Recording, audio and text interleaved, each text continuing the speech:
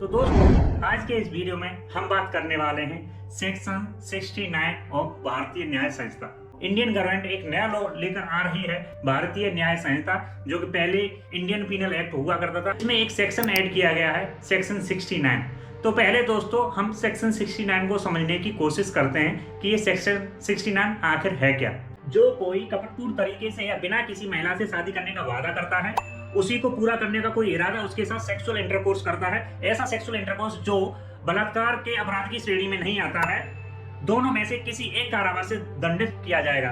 तो वो दंड क्या है वो उन्होंने बताया कि ऐसी अवधि के लिए विवरण जिसे 10 वर्ष तक बढ़ाया जा सकता है और जुर्माना भी लगाया जा सकता है। तो ये लॉ बोलता है। तो दोस्तों इन्होंने एक्सप्लेनेशन में क्या लिखा है, deceitful means shall include endorsement for और फॉल्स प्रॉमिस ऑफ एम्प्लॉयमेंट और प्रमोशन और मैरिंग बाय सप्रेसिंग आइडेंटिटी। मतलब इसको अगर हम हिंदी में समझने की कोशिश करें तो ये बोल रहे हैं कपटपूर्ण साधनों में प्रलोभन मीन्स लालच या झूठा वादा शामिल होगा, रोजगार या पदोन्नति या फिर पहचान छिपा करके शादी करना, जो कि बहुत ही शॉर्ट फॉर्म में इन्होंने एक एक्सप्लेनेशन दे दिया। तो दोस्तों अब आपको ये लग रहा होगा कि ये तो लॉ अच्छा है। अगर कोई चीट करता है किसी के झूठा वादा करके शादी का या फिर नौकरी में प्रमोशन का ऐसा करता है और उसके साथ सेक्सुअल इंटरकोर्स करता है, तो उसमें गलत क्या है? बिल्कुल सही तो लॉ है। लेकिन दोस्तों ये लॉ सही नहीं है। तो जैसा कि मैं लॉ पढ़ रहा हूँ तो मैं इसको और थोड़ा सा डीपली जाके आपको समझाने की कोशिश करूंगा कि ये जो लॉ बना है सिर्फ और सिर्फ महिलाओं के लिए बना है। मीन्स सिर्फ ये लॉ महिला ही लगा सकती है किसी पुरुष पर। इट मीन्स अगर ये चीज कोई शादी का वादा अगर किसी लड़के से किया जाता है, झूठा वादा, और लड़की सेक्सुअल इंटरकोर्स करती है किसी लड़के के साथ, और लड़का फिर बाद में बोलता है कि इसने मेरे से शादी का वादा किया था कि हम शादी करेंगे, और उसके बाद ये मेरे से शादी नहीं कर रही है, तो फिर लड़का इस सेक्शन में केस दर्ज नहीं करा सकता। अगर ये लॉ सिर्फ महिलाओं के लिए ही बना है तो आपसे मेरा क्वेश्चन ये रहेगा, क्या सिर्फ लड़के ही झूठा वादा करते हैं, लड़के झूठा वादा नहीं करते? झूठ तो महिला भी बोल सकती है, आइडेंटिटी वो भी छुपाती है। लड़के की सरकारी जॉब नहीं लगती है तो लड़की शादी करने से मना कर देती है, तो क्या ये झूठा वादा नहीं था? और बहुत सारे केसों में ऐसा भी हुआ है कि लड़कों की जॉब छूट गई है तो उस टाइम पे भी लड़कियां लड़कों को छोड़ के चली गई हैं, तो क्या ये झूठा वादा नहीं था? तो ऐसे बहुत सारे केस हैं सामने जो कि ये चीजें इग्नोर की गई हैं इस लॉ में।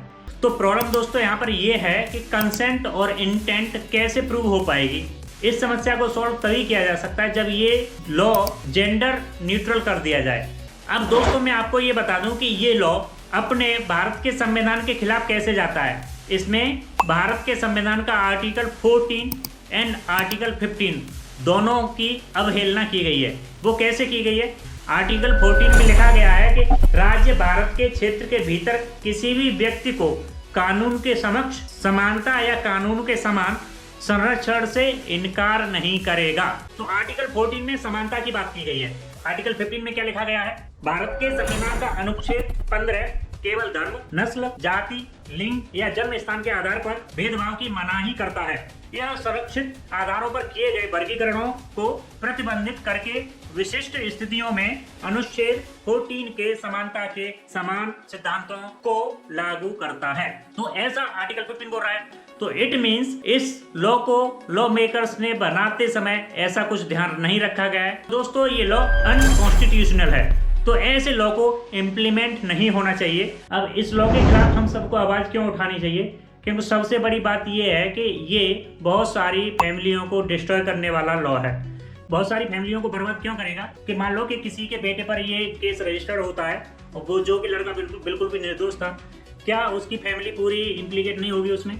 लड़कियां आजकल पूरी फैमिली का नाम लिखाती हैं तो उनके परिवार पर वो बहुत बुरा असर पड़ने वाला है। क्या उनके फैमिली वालों को भी उठाया जाएगा और जेल में बंद कर दिया जाएगा? अगर लड़की हुई SC ST और उसने झूठी कंप्लेंट की है, उसी के साथ साथ वो लगाएगी SC ST एक्ट का तड़का, तो आपको जो 10 साल की सजा है ना वो 15 से 20 साल की हो जाएगी। तो खास करके ऐसे लोगों से बचे रहें जो पहले से ही झूठे केस कर चुके हैं या फिर उनकी संगति ऐसे लोगों से है। जो भी लॉ मेकर्स हैं, हमारे क्वेश्चन क्या है? वो सिंपल से क्वेश्चन है, क्या ये सिचुएशन लड़के के साथ नहीं हो सकती है? क्या लड़की झूठा प्रॉमिस नहीं कर सकती किसी लड़के से? अगर लड़का प्रूव कर देता है कि उस पर झूठा केस रजिस्टर्ड हुआ है तो क्या लड़की को सेम सजा दी जाएगी? क्या केस को रजिस्टर्ड कराते समय लड़की से सबूत मांगे जाएंगे या सिर्फ उसकी बातों पर ही केस को रजिस्टर कर लिया जाएगा? क्या लड़कियों को कस्टडी में रखने से पहले लड़की को सारे प्रूफ देने पड़ेंगे या नहीं? तो ये सारे हमारे क्वेश्चंस हैं। तो दोस्तों ऐसे लॉ को मत आने दीजिए, और इन सब के लिए आप ही जिम्मेदार होंगे अगर ये लॉ इंप्लीमेंट होता है तो। हमें खड़ा होना बनता है, हमारी सोशल एथिकल ड्यूटी है।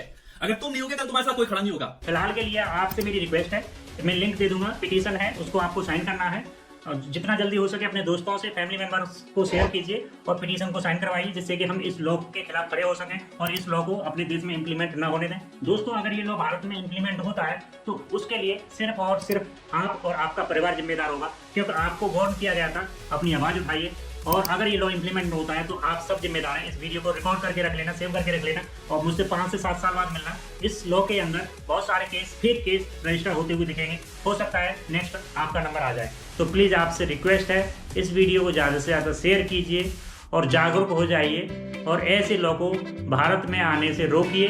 धन्यवाद। तो दोस्तों आज के वीडियो में इतना ही, मिलेंगे नेक्स्ट वीडियो में, तब तक के लिए बाय बाय एंड टेक।